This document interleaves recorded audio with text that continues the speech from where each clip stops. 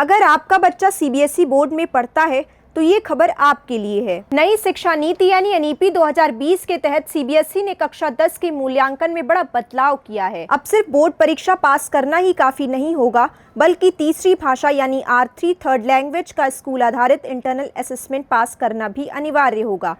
आइए जानते हैं क्या है नए नियम और छात्रों पर इसका क्या असर पड़ेगा।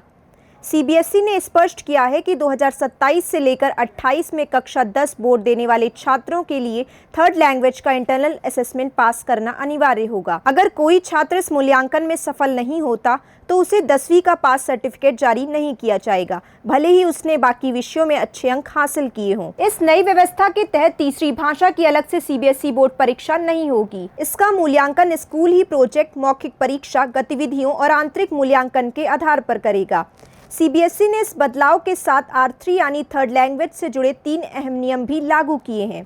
पहला नियम, कक्षा 9 और 10 में छात्रों को 3 भाषाएं पढ़नी होगी, जिनमें कम से कम 2 भारतीय भाषाएं होना जरूरी है। दूसरा नियम, तीसरी भाषा का मूल्यांकन स्कूल स्तर पर इंटरनल असेसमेंट से होगा, लेकिन इसे क्वालिफाइंग यानी पास करना अनिवार्य रहेगा। तीसरा नियम, इस विषय में पास हुए बिना छात्र को सीबीएसई की सेकेंडरी स्कूल एग्जामिनेशन पास सर्टिफिकेट नहीं मिलेगा।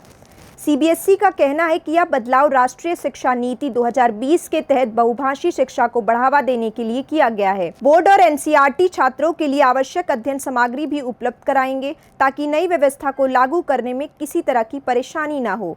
यानी अब 10वीं में सिर्फ बोर्ड परीक्षा ही नहीं, बल्कि तीसरी भाषा का इंटरनल असेसमेंट भी उतना ही महत्वपूर्ण होगा। ऐसे में छात्रों और अभिभावकों को अभी से इस नए नियम को समझकर तैयारी शुरू कर देनी चाहिए।